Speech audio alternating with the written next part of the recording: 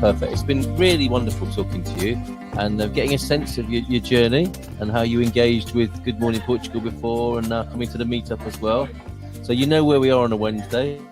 Yes, I do. And you know where we are as a community. So make sure we stay in touch, please. Well, thank you for your efforts in bringing this community together, because you make it easier, more comfortable, less stressful for all of us. Oh, thank you. By facilitating this.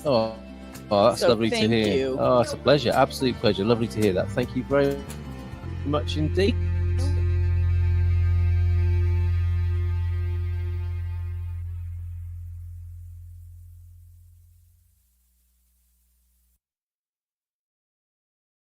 Hola, bom dia. Because strictly speaking, it is a new day here in Portugal. 1 o'clock in the morning on the Sunday morning. Oh, I haven't done my eyebrows. Mrs. M, you could have told me. Good evening to you in America. Hello, America. This is Portugal. Carl Munson here from goodmorningportugal.com, and we'll be with you for the next hour. Please ask us any questions you have about Portugal, moving to Portugal, living in Portugal. We're here to help you. I say we because Mrs. M is here as well. She's just about to join us. Let me just turn up the jingle pad. Yes, here she comes.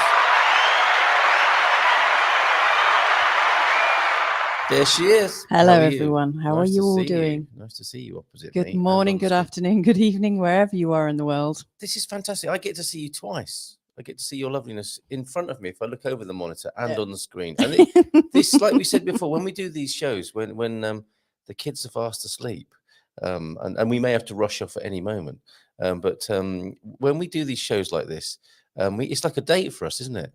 Yeah. Yeah. So and it is the 12th anniversary of our very first date. Not our very first kiss. And our very first kiss. May I say, yes. Your name with the big old email on it is kind of hiding your mouth. Yeah. And, the one that you kissed 12 years ago. Exactly, for the first time. Most life-changing kiss I've ever had. All right, enough about us. Get a room, people will be shouting out. Get a studio, you two. Oh my God, what are they like? Okay, do you want me to take that? Shall I get that out of the way? People know who you are. All right, so, and they don't need. You don't think they need my email address? Maybe just leave your email address in. Okay, let's try that then. Yeah, because that kind of suggests, doesn't it? I am Carl at Good Morning Portugal, but it's still, it's still gagging. I tell you what, I'll do this as well. That's better. Okay, there we go. Thank you, everybody. Thank you for bearing with us whilst we are adjusting and getting ready to talk to you tonight. We're going to tell you a little bit about how the week has been and how the day has been. I've got 2 empty bottles of wine to show you by my feet here, and lots of lovely people with us. This is already this nice, evening. Isn't it? There's somebody here from Friday as well. Bon dia, Carl. That's the weather forecasted in Belfast on Friday, and then he says, Melda, just realised the show is not Friday. Be careful before you start posting. Mustafa's with us. Jeff is here. Mustafa, I was just about to go to bed when I saw the notification. Just want to say hi. Hi, Mustafa. If you got to go to bed, you got to go to bed. We have to, really, strictly speaking, but we're staying up for the next hour. OLP is in as well. We won't do too much chatting and greeting until later on in the show. And I really must and want to say hello to Amy and Greg tonight. Boa noite a todos and hello from Lisbon, because you gave us the most beautiful feedback, which I'll come to as well as part of the joyous and wonderful week we've had. So we'll talk about the week, we'll talk about the day. I've got a little presentation for you, which Mrs. M is a little bit uncomfortable about because she hasn't seen it yet. And she was in the presentation business and training business. And I've just knocked up a few slides and she's dreading that bit, I think. But I think you might have done that before, actually. What, stumped you with a... Said, oh, yeah, I've got a presentation. You'll and I love was like, it. oh. Yeah, sorry. Okay, well, we'll see how it goes. I can't remember when it was. Please distance yourself from it. Okay. Or just put a disclaimer on the bottom of the screen. It's a discussion. It's not a presentation in the sense that, this is absolutely chapter and verse, like a sort of biblical script of anything anyone should do. It's just a talking point. Yeah. And it's my thoughts represented as a presentation. So it's more of a projection than it's more of an opinion. It's more of a 9-slide opinion, okay. An elongated opinion. But I trust and hope it will be a useful discussion starter. Yeah. And a little bit of a talking point as well. And we've got some news stories for you tonight that you might like to hear about. If we go over to the Good Morning Portugal news desk, which I would like to share with you now. This is our website, which becomes more and more busy by the day with content. That's just because you've got so much going on, right? There's a lot going on. I mean, look at all those presenters that you. Yeah, I've been making presenter videos tonight as well, meet the team videos. This is our news desk, which you might want to bookmark, because I try and bring you the best of our own news and some links to other news, and that's what I'm going to focus on tonight. Is just in from Forbes, Portugal's top residency visa options and who they're best suited to. Oh, that's a good one. 17% of Lisbon residents not born in Portugal now. US tourists up over 300% in Portugal, and how to avoid damp in your home, which you might like to talk about, Mrs. M. It hasn't got vinegar in it. It's got bleach instead of vinegar, which I think is bleach is a omission. misnomer. I don't think it's bleach isn't that effective. I don't think it actually kills. It just whitens the mold, but doesn't kill it. It does. It can get rid of those the staining that mold can leave as residue. But it's not a good thing to have in the house, or really the best first effort. Jeff, bon dia amigos. Great to see you, Jeff. So let us, without further ado, then have a look at how the week that's been. Mrs. M, how's your week been? Can you remember how this week? I mean, it's been. It goes so fast been a each week busy at the one, isn't moment. it? I have to really kind of concentrate to know. I've been taking it easier in the morning, spending more time with the children. Yes. So I showed up for one show this last week, and we've just been enjoying the weather quite a lot, haven't we? I mean, it's brighter. We've got this lovely blue sky, and we've been to the beach a couple of times. We've met up with people. We've gone for coffee and stuff. Oh yes, that was a lovely day. That was a beautiful day this week, wasn't it? Yeah, I mean, if you come to the Silver Coast at all, it's really worth going up the coast towards Foz do Aurélio, Nadadouro, and all around there. And so there's it kind of leads into the Óbidos Lagoon area, and so there's these little areas. Sorry, you can just see my hand moving because I'm talking. Get rid of that. But you see these little areas where bits of the ocean get kind of caught off, where the tide comes in and out, and so there was this lovely little area with fish, and we were just absolutely. I mean, the kids loved it, didn't they? That's what we'll go out with tonight. If you stick around, we've got a treat for you. I made a video of the fish in the water. Yeah, there's always something that catches our eye, isn't there? Yeah, you can see them in the water there, but I've got moving pictures of moving fish as well. This is another part of the week, isn't it? Things have moved Full moon on today. Since Owen took that picture a few days ago. Of course, it's a great picture, isn't it? It's beautiful. And thank you to everybody who sends pictures into the show. And you can WhatsApp those on 913-590-303. And Hank and Connie sent this from up in the north. Oh, wow. I love that Beautiful. girl there. And their lovely comment was that when they were in America, they used to see the sunset and sunrise pictures that I put on the show in the morning, which really inspired them to want to be here. So thank you very much for that, Hank and Connie as well. Tell us about this full moon that's coming up, Mrs. M. That's what I was just looking for. What the timing for it? Yeah, I was thinking, what time is it going? It's exactly full at 6:28 p.m. tomorrow.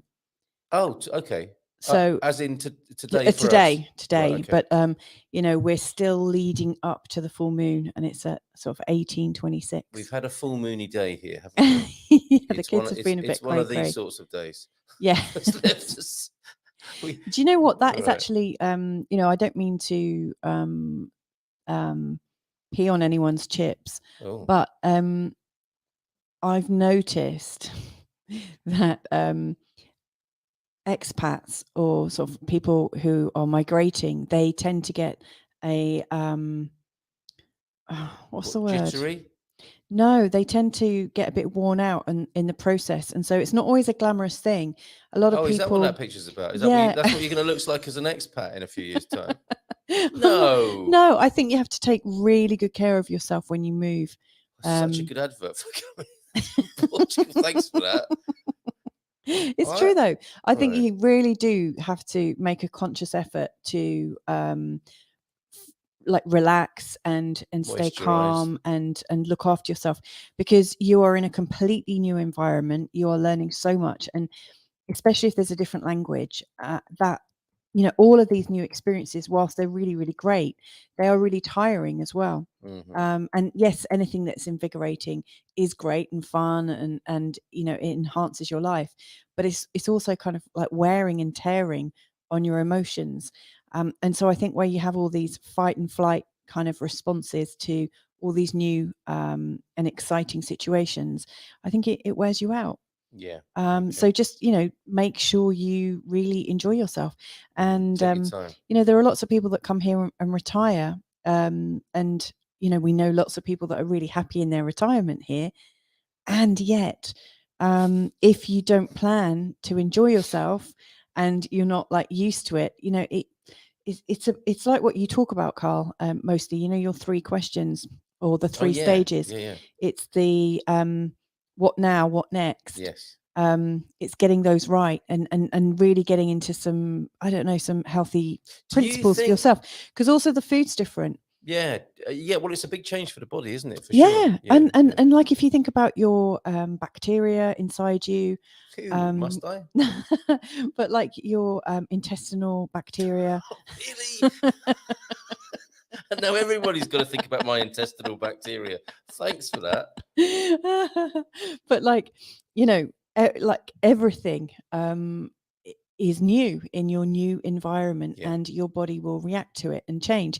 A bit like, if you go to India, you may well pick up new like strains of yeast and bacteria from food and this, that, and the other, and that changes your it does change you. You were worried about my presentation.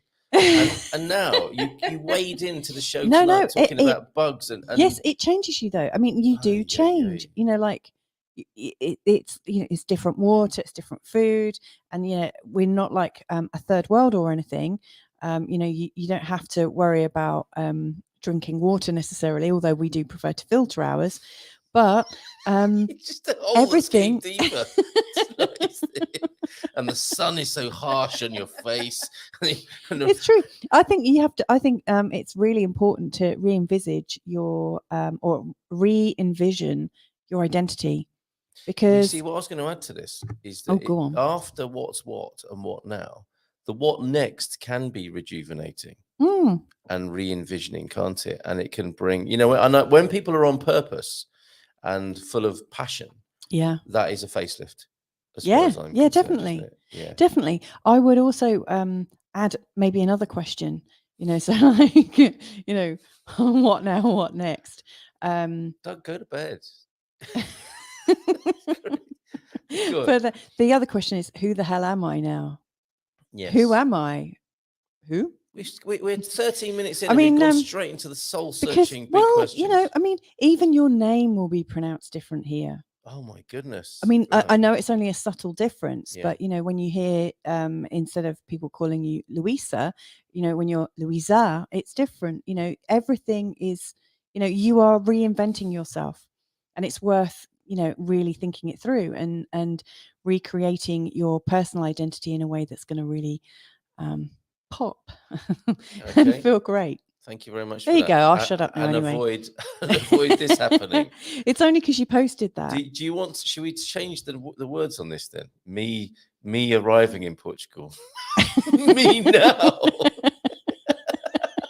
Okay. To be fair, we have had moments like that where we've been really worn out, and that was just like last month, wasn't it? This week. That was the other part. No, this week's been fantastic. And we live a very busy life, don't we? We do, this week we had the last gardening show of the week. There's been a change there. We of course kicked off on Monday with Mindful Migration with James. I can't remember exactly what he had a particular theme which was fantastic. Is it the same thing he's been trying to reveal for 4 weeks? I've been stopping him. I've been just distracting him. We did that. We did that, and this was really good. So I'll have to look at the replay myself as well. Spain Speaks. We spoke to Stuart from Spain Speaks on a Tuesday there with Spain Speaks. We're looking at Spain Speaks now, and a little bit of the news in Spain. Buenos dias. And Michael Heron, of course, he likes a bit of Spanish, Portuguese, Iberian action as well. Fabrizio, who sent me a very rude message with his Meet the Team video. I think I'll have to get him to redo that. And then, of course, on Friday, our new channel sponsor, who you can see flashing up right next to me here. There you go. That's always really hard to do, isn't it? Knowing how to point your fingers. Yeah, I won't tell you too much about them tonight because we've got, we'll answer your questions about in relation to Americans wanting to come to Portugal and that move and that direction.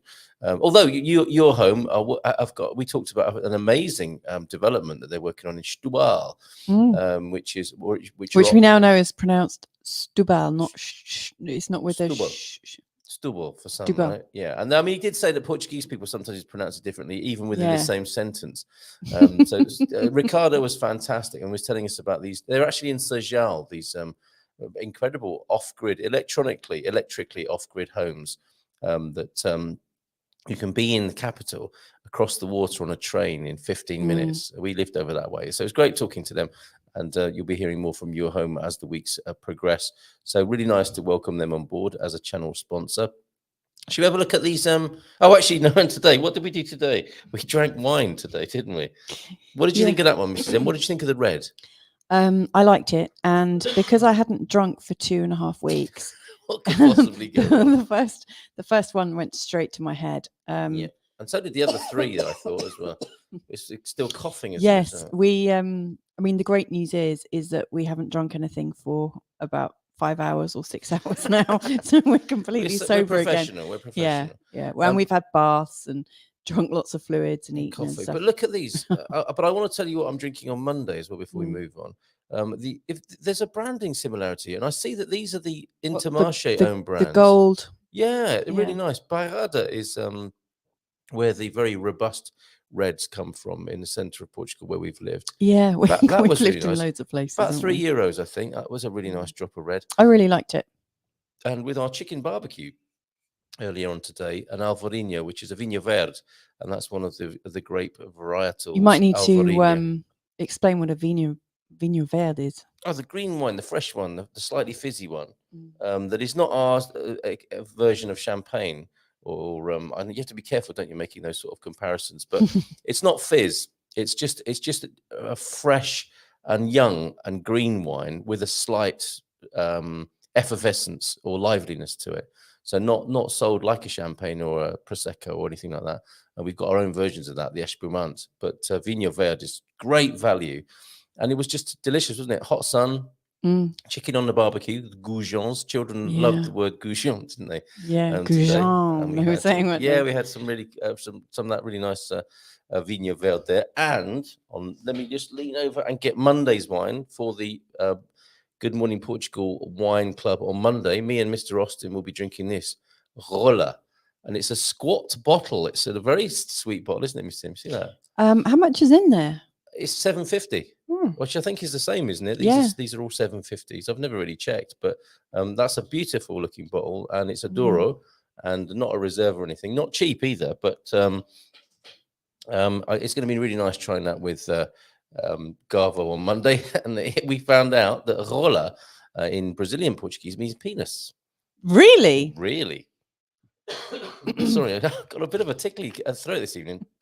So yeah, that is Monday's wine, the Rola there. Oh, and there's Bobby O'Reilly, who will be joining us soon with one of those homes we were talking about. Yeah, Herdade do Meio, halfway. Yeah, because we're going to broadcast from there as well, aren't we? At some point. I certainly hope so. This first question has come in, and a compliment to you, Linda from the OLP is here. Lucy, you're always beautiful, and I absolutely love your vibrant short hair. Oh, thank you so much. I'm not entirely sold on it, but thank you. Okay, there you go. They drink similar wine to Verde in San Sebastián, and it's a bit tart. The Spanish version there. And Charles is in tonight. Fantastic. Great to see you, Charles. I enjoy the Digital Nomad info as I'm away from retirement. Absolutely. You got years to go yet, Charles. And so good to see the Saudade Life here. Thank you so much. Gumper dust on all of you who support the show. including you, Saudade Life. Thank you so much. I agree about the intestinal bacterias. After a while, you can feel a difference, good and unfortunately bad. So yes, there you go. Well, I mean, sorry to go back to it. You're right, Saudade Life, because also there's different temperatures. You know, when you're used to living in one climate, your bacteria will be used to a particular temperature, and of course, you come to somewhere that is noticeably moister and warmer. Oh, my word. Things do change quite rapidly. So, you know, if you're a bit of if you have a little bit of an issue with the yeasty beasties, then you probably need to think ahead of time, you know, and think about what you might want to do, you know, like cut out certain foods and, you know, do whatever you need to do to sort that out. Well, I'm glad we've mentioned that, and that we Well, it's the kind of thing that you know, not many people would mention. Okay.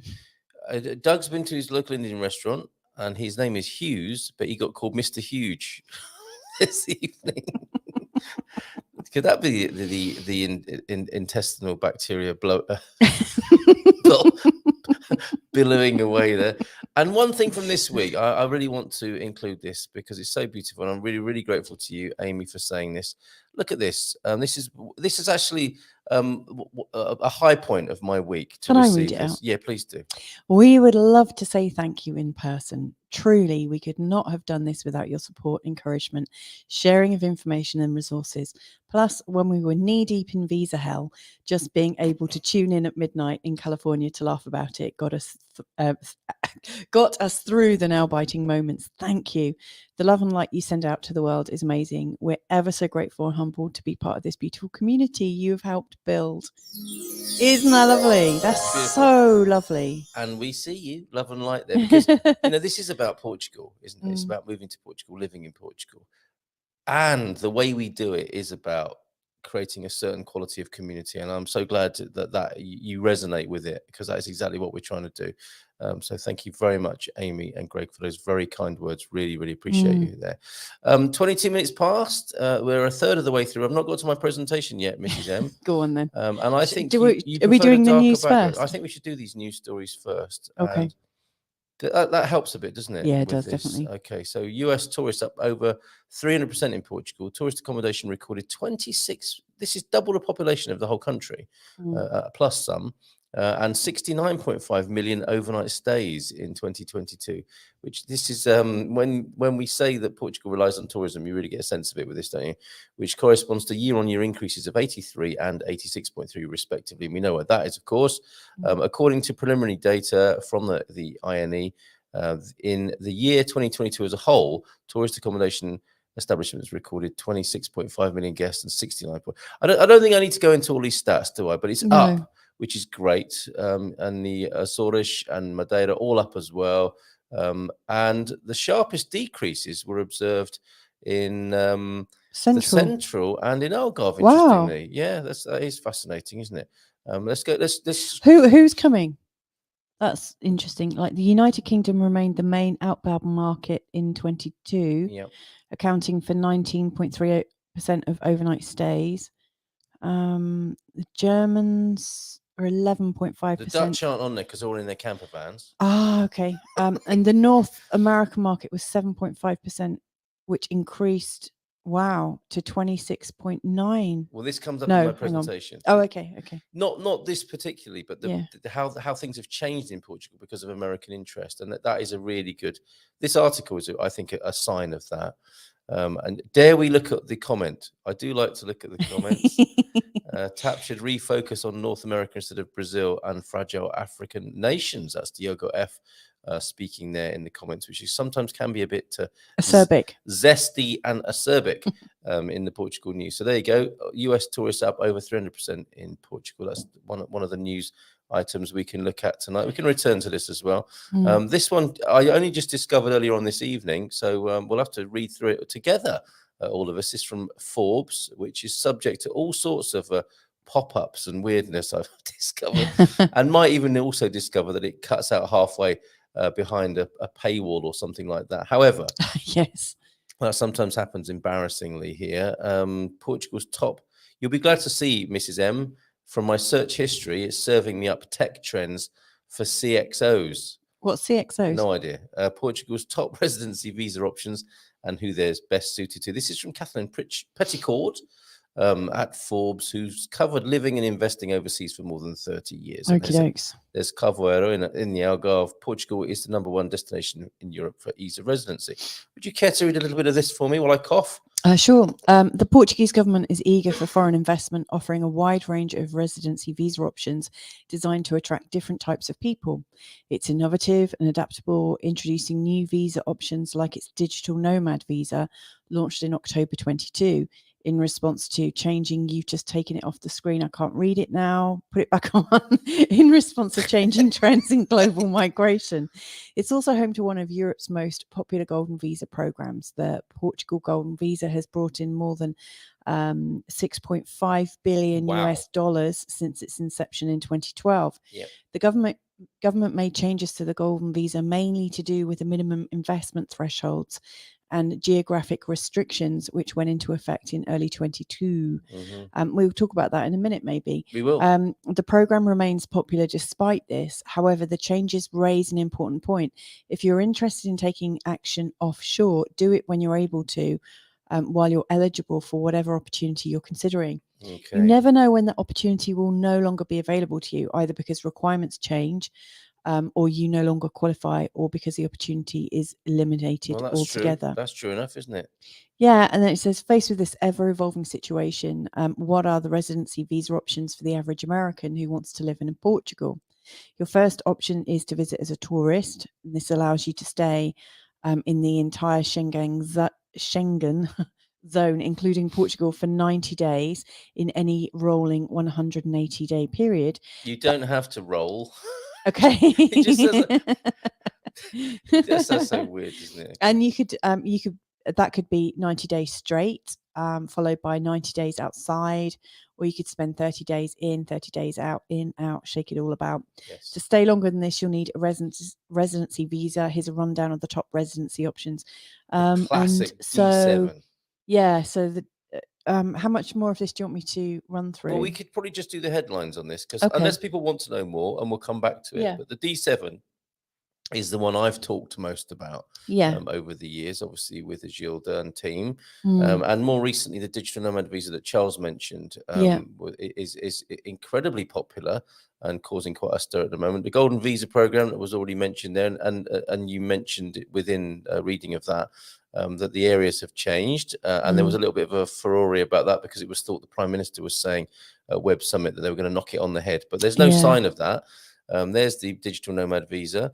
And is Portuguese citizenship an option? Yes, it is, after 5 years. I also got my Brexit card, didn't I, this week? Yeah. Was that this week? Yeah. Oh, my goodness.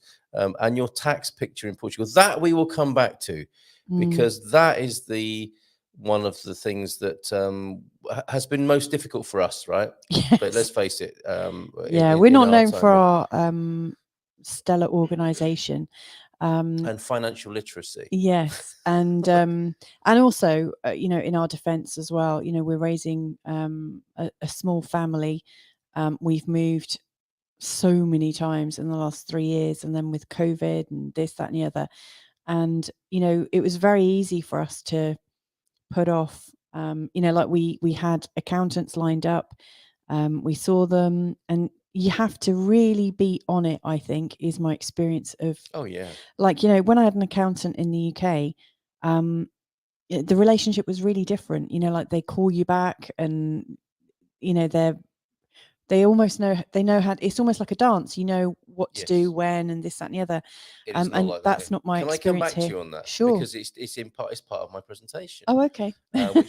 which I will begin now. We can talk about mold, and we can talk about the respective populations. Do you know what before you start, somebody's saying please. Had the Indian bloat. Okay, yes. People are loving talking about the bacterial infestations of the intestines, aren't they?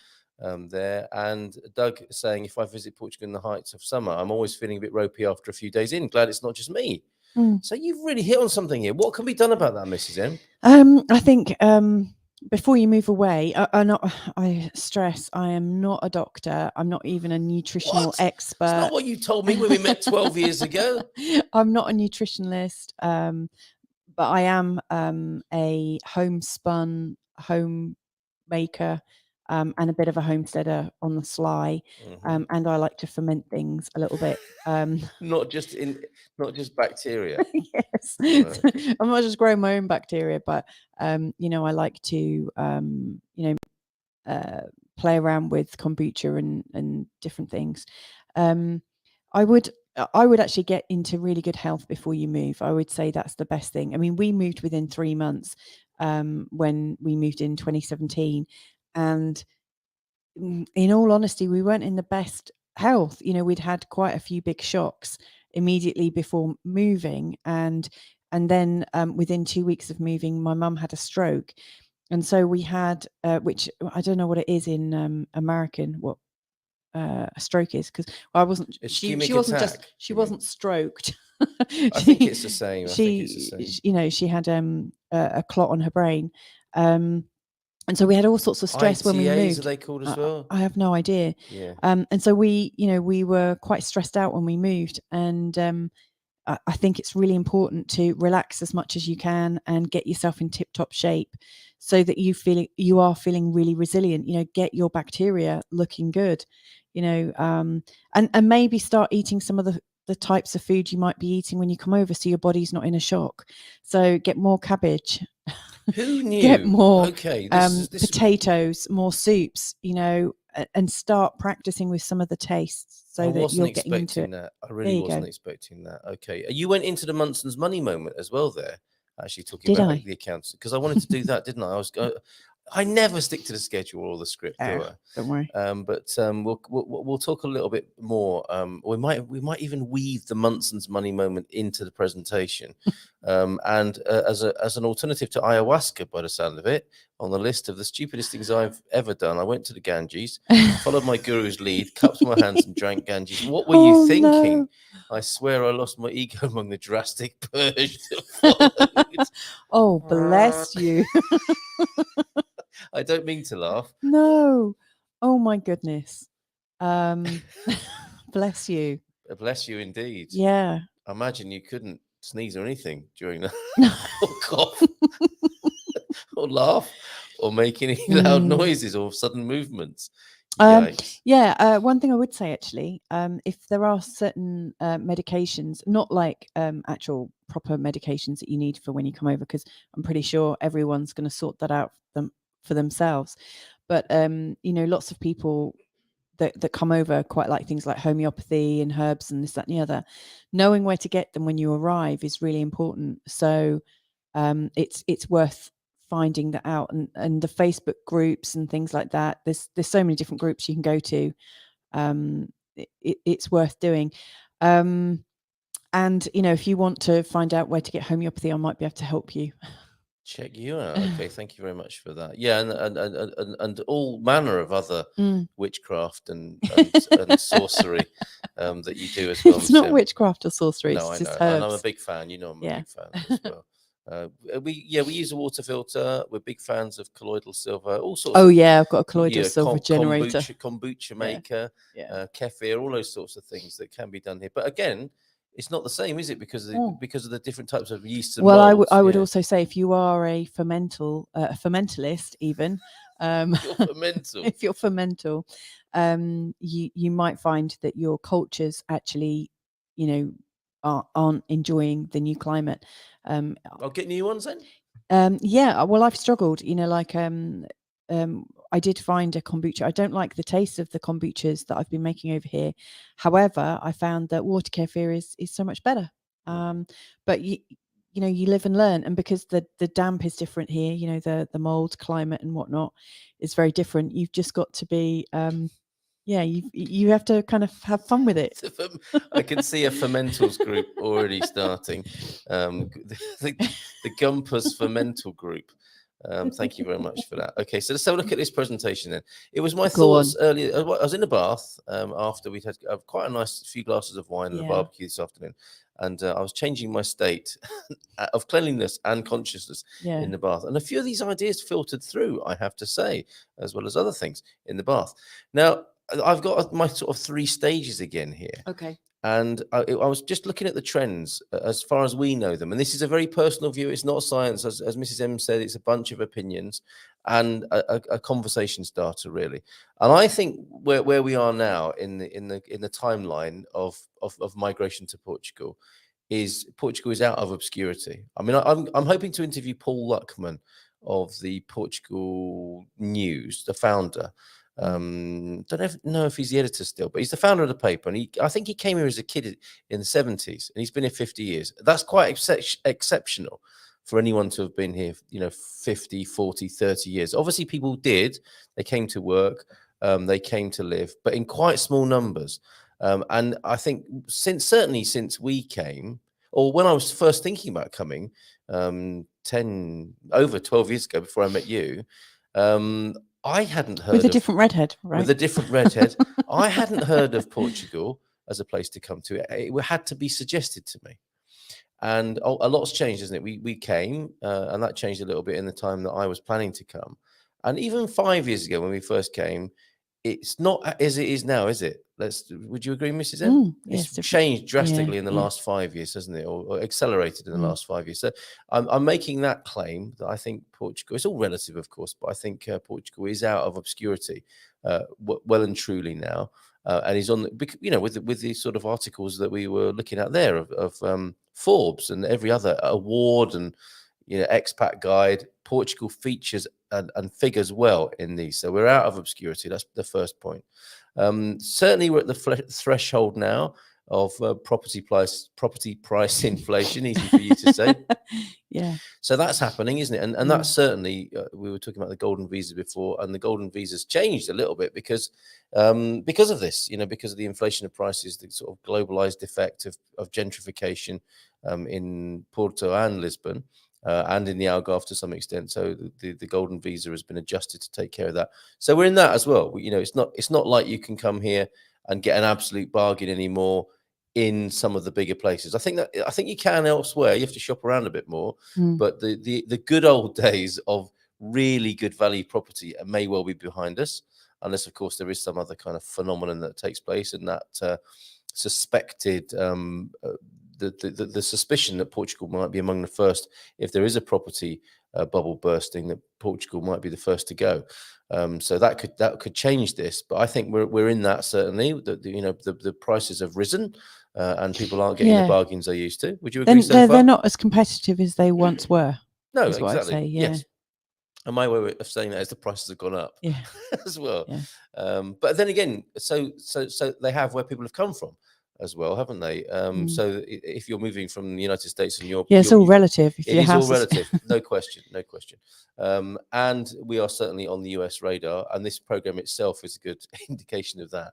And when we first arrived here, we didn't know many American people who were moving here, apart from people who'd come here to do startups and not to retire, as I recall. And we saw lots of British expats and Germans and Europeans. Europeans, really. And the beginnings of the Brazilian, the higher numbers of Brazilians coming, of course, and they are Portuguese by virtue of the colonial past. So who's here then? Talking of Brazilians and Germans and so on, and I have my classifications of the people who are here, and I will give my view of what I think their chances are. And again, I'm interested in this. Yes, thank you. And it is opinion. It's not, and it's suggestion and conversation starter. It's not by any means a survey that I've done, but it could be. It could be that. And if we dwell on who is here, you'll see on Wikipedia. This is the data. The most recent data is 2020, and in that year, nearly 200,000 Brazilians came, and nearly 50,000 United Kingdom folks. Why'd you say yikes? That's a lot. Do you feel like we're a bit overrepresented? Yeah, maybe. In certain parts. Yeah, definitely. Maybe. Cape Verde, of course, a former colony. Romanians, and the Romanian move of many Romanians around the EU, I guess Portugal just reflecting that. Ukraine, of course, 2020. Although that sounds quite early, doesn't it? From when was the first major influx of Ukrainian people evacuating? I'm not sure. I didn't think it was 2020. I thought it was later than that. But anyway, nearly So 30,000. it was last year, Ukrainians. wasn't it? I thought so, but so this will have changed, of course. Yeah. But it gives you a sense of the trend. Angola's in there as well. I know there's a lot of free Portuguese Ukrainian language supports Absolutely, that were put in place last year. Yep. When the major evacuation began. Yeah. And you'll see there are some old friends of Portugal here, of course, Venezuela. You'll have people coming from all over the world. But interestingly, I'm surprised the Netherlands is so, and Belgium right at the bottom. Look, and no US figures. Oh yes, in that list. Yeah. Until I scroll down a little bit more. Oh wow. So we've got United States there in 2020 at under 5,000 people. Yeah. Which I think is amazing, because there is this great worry, isn't there, among Americans? Are too many of us coming? This is what we hear. Are too many of us coming to Portugal? And I think it's not that there are many of you coming. It's just you are so concerned about it, and you're among the most introspective and concerned about this. Now it has gone up. I think I've heard estimates of 6,000. Well, and I mean, 8,000. that article you're reading said in terms of visits, it had gone up 300%. That's right. But I mean, that's all relative. Yes. If you're talking 300% of 5,000, I mean, that will shift it, but it's still not going to shift that much. That was holiday interest. Yeah. But I think that's still an indicator of the great American. Like if it was only like 5 there. people visiting and 300%. Yeah, and it's not going to be a huge. Up to 15. Yeah. Okay. So these are the kinds of people that I've identified. As I was thinking, what sort of people are coming? And I use my standard phrase here. What's next? And what do I think are the likelihoods for these people, whether they're going to come and stay or go in the future? Workers coming over, and we're seeing increasing numbers of people coming from Pakistan to do hard labor, basically. Yeah, and those really sort of working workers, on the grounds and stuff, aren't they? and workers coming from Brazil. We're talking to our favorite cafe owner, and Brazilian people come over. And it's made easier because of the Portuguese and Brazilian connection, and the language. And his complaint was there's a kind of scheme whereby people come to get a job, get the job, and then move on. So he had this problem of people of getting people started who appeared to want to work with him, but were just using his first offer as their offer to get residency, and then they would move on elsewhere. And you can't blame them for that, but that's the kind of disruption that's going on, and it's on quite a great scale, I think. And it's very likely, then, isn't it, that the workers of that kind, and I don't put us in this particular category. I'm talking about people who've come to do jobs rather than be self-employed employees. I don't know many Brits that have come over to work. I mean, a lot of the ones. Any? Yeah, I do, but they've all got their own companies. That's what I mean. I don't know any that have got a job, have been offered a job and taken a job. Most I can't think of any apart from people who are working at the embassy and things like that. Yeah. Or maybe people who have dual nationality. Yeah. Or something like that. Yeah, and I think lurker. Am I a lurker? You can decide for yourself with this. But clearly, those people who've left Brazil, for example, or India or Pakistan, and want to come and work in Portugal to better their chances, may well stay and do that, right? So, and that's not really our community, is it? It's not that we don't want those people in our community. It's just that we seem to have settled or not coalesced. These are bad words to use, aren't they? But our community is formed from people who've retired, largely speaking. That's the kind of demographic. So we're not necessarily attracting many people into the community. And actually, when you're talking our community, do you mean the Gumpers? The Gumpers of Good Morning Portugal. Yeah. You're right. There's a lot of people who've retired, and a few who are coming over because they're digital nomads. And if you're fruit picking or working in a cafe, you're probably not going to be able to watch the Good Morning Portugal show. No, you're going to be too exhausted to do that. And I think they'll stay. I think their trend is to stay and make lives here. family reunification, and make a life in Portugal, because it's, you know, coming to Europe and taking advantage of that particular situation, and why not? Yeah. Then I've got the shifters and drifters, which I originally called grifters and drifters until I looked it up, and it was too harsh a term. But these are people who are maybe within the golden visa and NHR categories, and who you see on certain YouTube channels, who are here for their best financial advantage. And I think if it doesn't work in their favor, which I fear it might not, after the end of their non-habitual resident tax period, and their tax goes up, which it will, and to some eye-watering level here in Portugal, then they'll probably go to the next best place that will have that happen for them. So I think I don't think that sort of person stays after the financial advantage has run out. I think So they're likely to go. I mean, that's true of pretty much. Sorry. No, there's a fly. Oh. The fly is back. I think that's true. You know, that it's not just that they're leaving Portugal; they'll be leaving the next country and the next country and the next country. Oh yeah, it's not personal. Yeah, in Panama, Ecuador. It's going to be where they can go and get the best bang for buck. To be fair, Carl, I mean, one of the reasons we moved to Portugal was to enjoy more time with our children. You know, we're older parents with really young children, and we wanted to be able to work part-time and afford a life, and spend time with our kids, and that just wouldn't have been possible in the UK, would it? It wouldn't. It also contributes to this particular picture as well, doesn't it? Yeah. Yes. No, yeah. I mean, we wanted to have more time with our children. Yes. And have a great place to raise them in. And we needed to find somewhere that was much cheaper for us to be able to just work part-time. No, I'm concerned. You might think I'm sounding critical of people here. No. Okay. I'm kind of just trying to, you know, kind of pop it into context. Yeah. Because I think we're somewhere in between workers and the next category, which I think is what you're alluding to here, which are the spiritual refugees. Now, I'm sticking my neck out a bit here, but I'm meeting more and more people for whom Portugal is a place of refuge in terms of quality of life and mental health and well-being. They are coming from places that they feel are crazy. Yeah, well, I would agree with that. And immediately before meeting you, if you don't mind me sharing this, what is it you're going to share? I was living in Bali and met a lot of spiritual refugees there, you know, who are also shifters and drifters.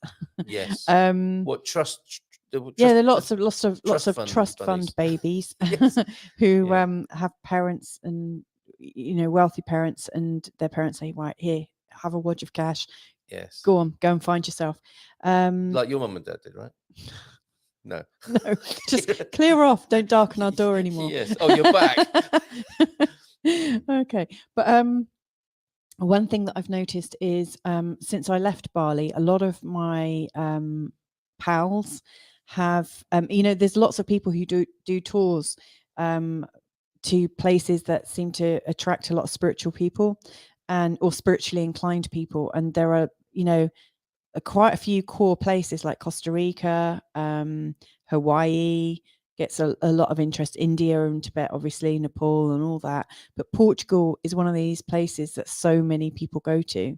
Well, and more so, right? Yeah. That to me is what is interesting. Yeah. And, you know, this is our niche as far as I'm concerned. And they also, you know, a lot of these people will live in maybe one place for 6 months, and then, you know, a lot of them are digital nomads. Yes. And, you know, they're less attracted to a culture and a nationality and a particular language and this, that, and the other. You know, they kind of feel like they belong to the world. Yeah. You know, they don't want ownership of that. You know, they just want to be able to move freely. And so there's a lot of people like that.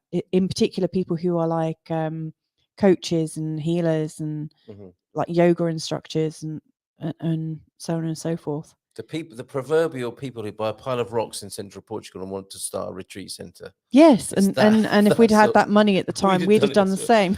Although things, you see, that's the interesting thing. That's what I was thinking of 15 years ago. Yeah. And that's what you and I were thinking of 10 years ago. Yeah. We came to do it 5 years ago. Well, we didn't come to do it because. But things have changed. We could already see that, there were lots of people doing that anyway. And things have changed, haven't they? Yeah. What you might call spiritual people and spiritual refugees now is for me a much broader bracket. It's not navel gazing, esoteric hippie types who are living on the margins of society.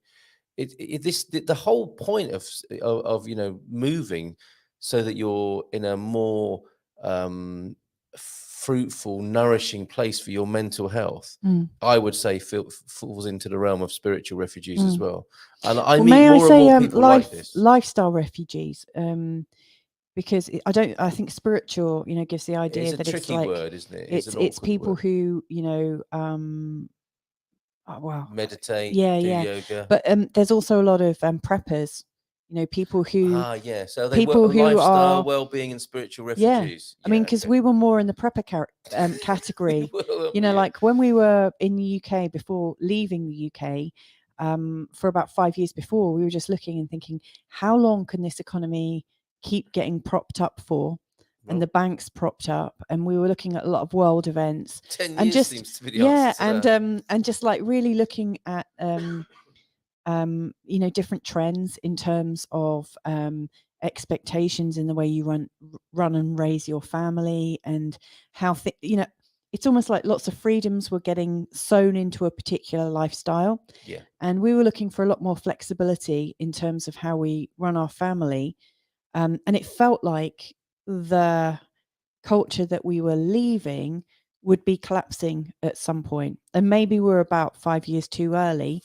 Because it looks like it's happening now, and it doesn't go in the way you think. No, and I in fact, it's been going for like all our lifetime, hasn't and we it? shouldn't. I don't want us to sound alarmist. No. I don't want. Well, that's the funny thing. It's like when we're moving over, there was a little bit of alarmism in our thinking. Yes. But now we're here, we just recognise that pretty much everyone's in the same boat. And of course, we are realising that I think one of the reasons why so many people are leaving the US is there are lots of people on, believe it or not, both sides of the political debate. They have the same reason to move. They are moving for the same reason, yes. And we speak to all of them. Yes. And we hear their arguments, and we hear their reasoning, we hear their concerns, and I swear to God, wherever I've heard people saying their reasons for moving. You're moving for the same reasons. It's incredible, isn't it? Yeah. From our perspective. Yeah, from our perspective, obviously not being in the States, the people that we're hearing are really worried about the way America's going. Mrs. M, I think you quite like my little presentation. I do actually. Yes, thank you. So come on, talk to me about the lurkers. Okay. From the morning show, there are the workers and lurkers. So people who are pretending to work, just lurking in the background, tuning into shows. Not those sort of lurkers. I think there are people who aren't as purposeful as the shifters and drifters, who are very focused on getting the most out of their investments and pensions and so on. Mm-hmm. These are the people who have just drifted here to the least worst place they can find.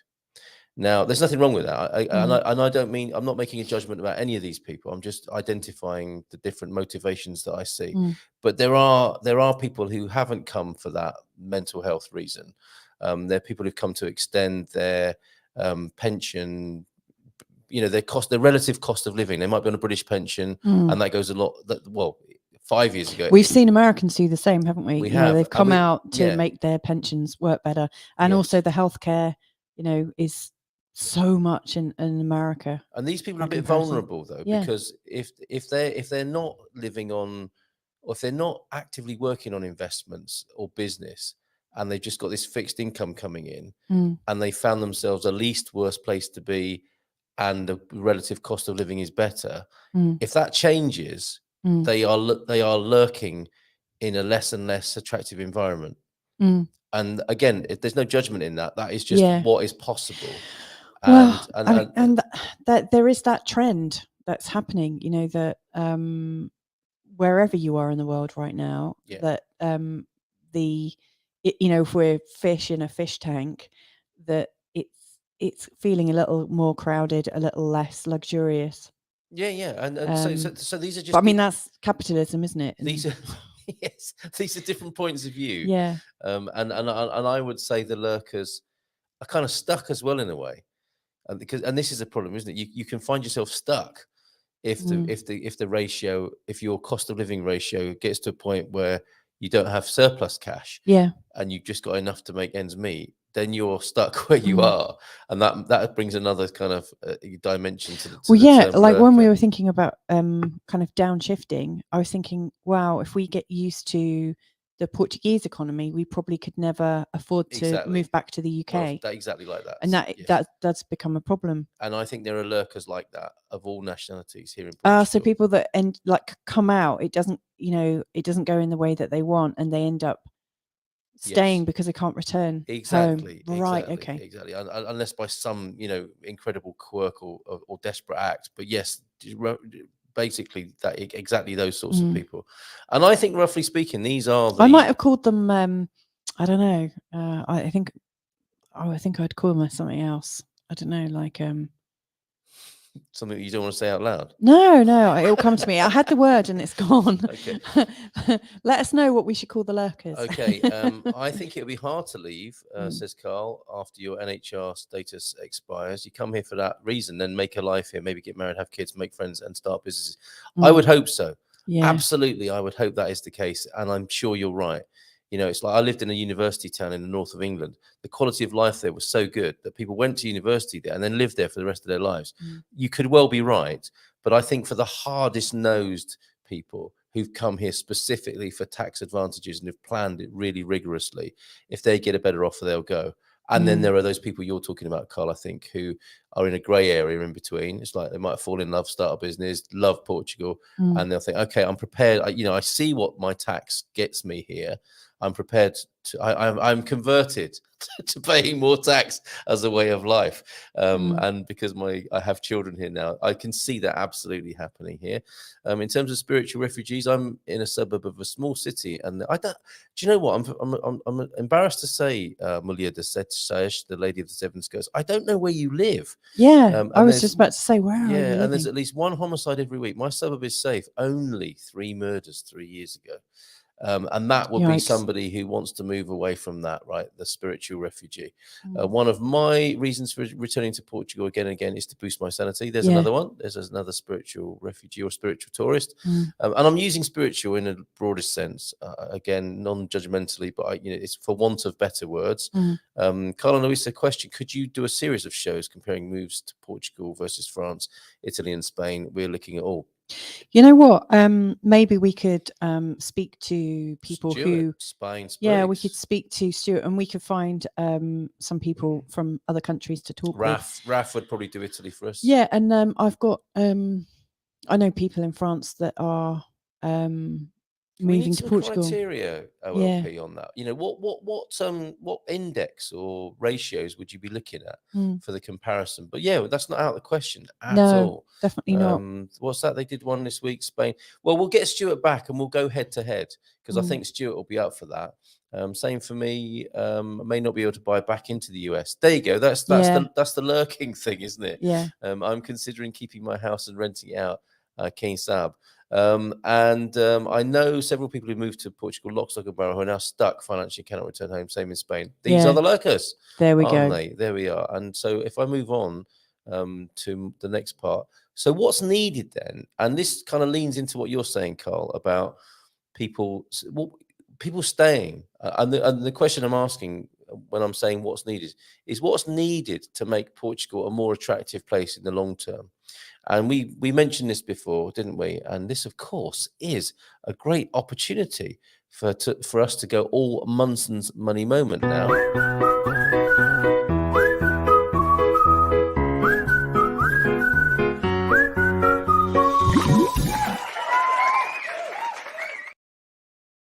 Okay, let's get the ad break out the way. If you're moving your big currency around, get a Spartan FX account. Okay, it's free and they're really good. They are well loved. Munson's Money Moment, and let's roll that, because when I said to you we're going to do a Munson's Money Moment tonight, Mrs. M, you said let's talk about tax.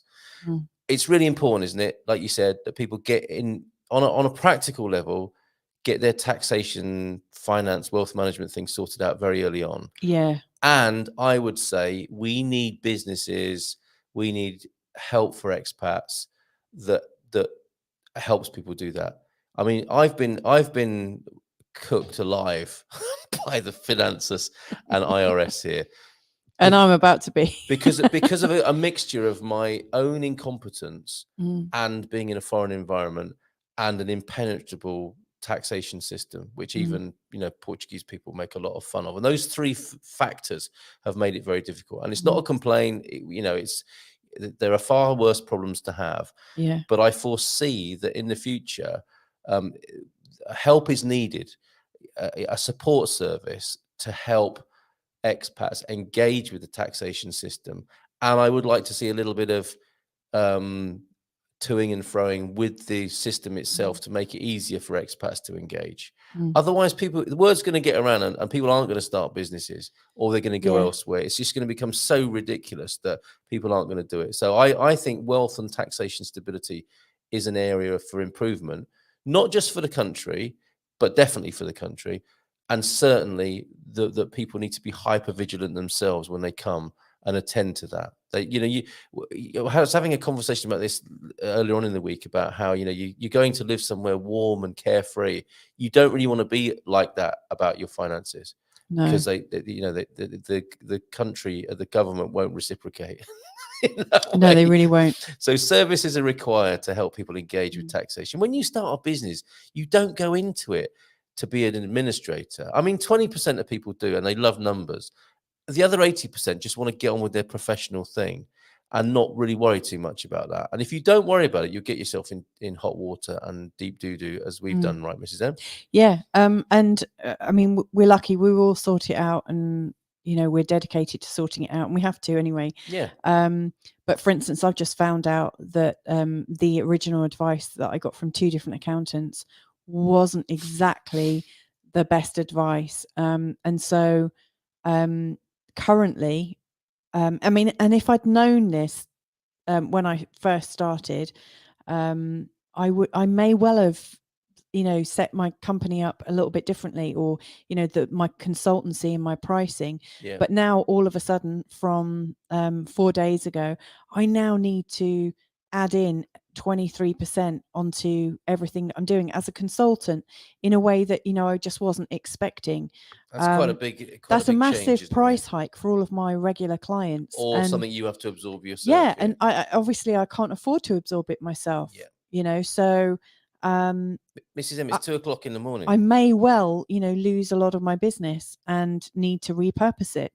And do that just to be able to pay the tax. But I'm not actually that worried. We'll get it sorted. 37 more slides to do. But yeah, just get really up straight. I mean, I know you're in a rush and you're saying it's 2 o'clock, but I would also say you have to be absolutely dedicated to resolving the things that you don't like to do. And we were using things like language and then there were masks, and I didn't want to go into a tax office or into any office, actually, any official office, and talk to people with masks on, because and they changed things halfway through. Because not because of anything to do with masks necessarily, but because I felt like I couldn't hear people. I couldn't lip read. I felt blind. I felt like, I'd lost one of my senses. I found the whole thing really confusing. And, if you're already anxious about it, I really suggest that you do something to manage your anxiety. Because none of that so that is you go and do it. None of that is going to be a defense against paying you what they think you're liable for. Yeah. I mean, I can't say, oh, sorry, I had panic attacks. No. But that's how I was feeling. Like when I went to see one of our tax people, I was hyperventilating before going in, wasn't I? You were. He steadied me with a kiss. Yes, so, that's right. Yeah. Which is not a service I can offer everybody. No. I'm sorry. But you know what? That might be how we earn money. Or kissing people before they go into the accountants and finances. Yeah. I don't know. that talking of bacteria, as we were earlier. Okay, let's move on. Yeah. Okay. So wealth and taxation, better support, better insight, better awareness is required, I think, for the long term for really successful migration into Portugal. And of course, there are firms that help with this already, but I think for the non-super wealthy, and people who just want to start basic businesses and work for themselves, and for this kind of people who just tend to turn a blind eye to these sorts of things, you've got to deal with it. And I think some good firms and a new kind of service to support those people would be really helpful. Yeah. Aging, dying, and wills. This is another thing that definitely needs dealing with here in Portugal. We're at a stage now where there's a concern about how am I going to be looked after in old age, and we've dealt with that firsthand, haven't we? We've seen, people who came here 20 years ago are aging, and they might have accidents, they might need end of life care. Yeah. It's a pretty sparse provision. You have to be very inventive at the moment. And can you imagine going into an old folks home that's fully Portuguese speaking because you can't afford, a 5-star Algarvian gated old folks home. Yeah. This is a serious consideration. It's not something we want to think about alongside, dying and the wills and the funerals and we're doing our bit to address this with Mama Bear and Care and Share Portugal. But all of this needs really rigorous and thorough attention, and I think we'll get better as more and more people engage with it. Your will, if you don't have like a 2-part will that says that is a Portuguese will that says the will from my original country is the one I want followed, you may well find yourself in the Portuguese system regardless of what you said in your original will, and that's if you have a will, because there are some expats here who don't even have wills. Hey, Mrs. M. Yeah. And need to get that sorted out. Yes, we do. Yeah, really. So these are things that need facing up to. And isn't it interesting? It's like death and taxes. Yeah. that we've got on the screen there, the certainties of life. Yeah. And the final one, which is not death and taxes, and a little bit more positive, is what I've described as new ways of living. And as well as people coming here as spiritual refugees, if you like, for peace of mind and a different quality of life, I think we need to live in new ways, and I don't quite know what they are yet, but they're not the ways that lead to the separation, isolation, and anxiety of being an old person. Because the way we live at the moment it just creates that, doesn't it? So I think we need to find new ways of communal living. We need to find ways of sustainable living, and this, I think, is it's part of our long-term view, isn't it? Is we came here to live in a new way, and I think this is part of the spiritual refugee conversation, is that people think about living in outside the models that currently exist that seem to cause a lot of the problems that we create for ourselves. Yeah. So you're defocusing there a little bit, Mrs. M. I can see that across the room here. What's on your mind? Yeah, we do need to think about a will, don't we? Did I get you with that? No, it's fine. I mean, these are all things that, when you're optimistic about your new life and thinking, yeah, I'm going to move, you don't want to talk about it. And Dougie's just put on financial matters depress me utterly. It leads to talking about my death. Yeah. And this is why we don't. Yeah, when people get like utterly depressed, it's something that we just don't focus on. It shuts down, doesn't it? Yeah, we shut down on it. And I think it's really important to really face your fear, actually. Yeah. Because if you don't, it becomes more and more of a problem. It just gets bigger and bigger. And of course, well, all things you don't attend to. Yeah, but I mean, one of the things that I've noticed, as somebody living, away from my country of origin, is when you do have problems, they are so much harder to get over in a new country. Yeah. Like you don't have the same support that you might have in your own country. Even if you don't have friends, you've at least got your original language. Isn't that it's interesting? Difficult. Isn't that interesting? Because it might be that being an expat is a bit like money or alcohol. There are things in life that are magnify, aren't they? Yeah. So I always find with alcohol, it magnifies my sense of value, importance, sexual prowess, all these sorts of things. And money can do that for people as well. It can magnify things. It can make things better. and on the other hand, it can make things worse, just like alcohol. You know, Yeah. it's kind of extreme, isn't it? So it can really boost you, but it can also shrink you, so as it were. Yes. And the same in money. And I think it's the same with living abroad, isn't it? Yeah. When it's going well, it's beautiful. Mm. But as we've discovered, you know, in speaking to some people and seeing what can happen as well, when it goes wrong, like you just said, you don't have your normal, regular reference points, landmarks, you don't. support systems. You really don't. So it can go And to be quite- fair, I mean, I think the reason why a lot of people do leave countries, I mean, if you were to go back to all of the people, all of the different types of people like lurkers, spiritual refugees, etc., etc., you would also probably find that a lot of these people are way showers or outsiders, or, you know, there's very few people who absolutely love their life in their country of origin that just decide to move to another country. You know, most people who come to another country, they're doing it because they maybe don't fit in, or, you know, they're just ever so slightly different. You know, they're quite they're system breakers. Yeah. You know, they're not conforming. You know, you get a lot of non-conformists moving to another country. So yeah, I mean, maybe they are actually better equipped to deal with problems, but I do know there's a high incidence of people because they're resourceful and yeah. Because that, you know, maybe they are thinking slightly differently to people who have conformed more to where they actually come from, and they're very happy where they are, and they've got their peers around them, and, you know, it wouldn't even occur to them to move. You know, some people grow up in the same town and stay there their whole lives, and they don't even want to go anywhere else because that is absolutely what they desire. Yes. You know, there is something about an expat mindset, you know. Yep. And we've And maybe people don't have that sense of belonging. Like, if you had that sense of belonging, there's no way you'd move, right? True. And, you know, in the moving opens these cans of worms that we've touched on tonight. So perhaps profound, poignant, a little bit depressing, but they are things that need to be dealt with. And, you know, we're doing our best to provide the backdrop for those sorts of conversations and putting ourselves through those processes as well. Yeah, it's really important. Absolutely. I mean, we've been very fortunate, and, you know, I hope you don't mind me sharing this. We when we moved, we had not very much money, and we've got most of it left. Like most people, when they come over because they've sold a house, or, you know, they've got loads of savings and they already have remote work and they know how they're going to fund themselves. We really didn't. And we are quite unusual in that.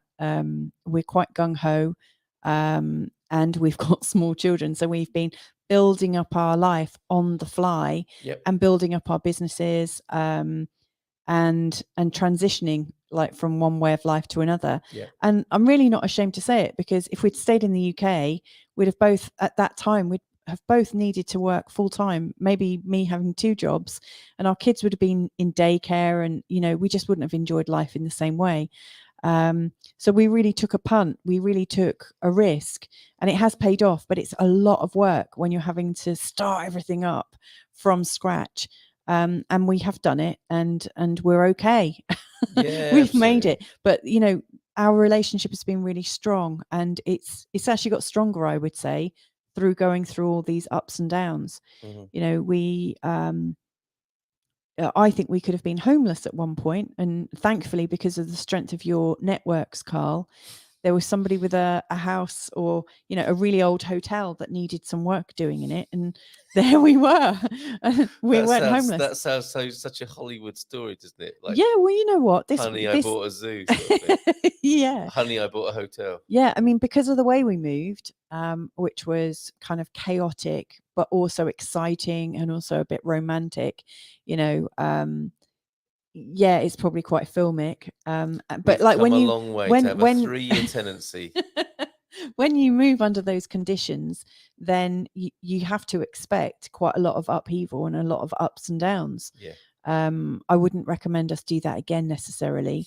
And you know, the great news is we're providing for ourselves, and we know we can do it.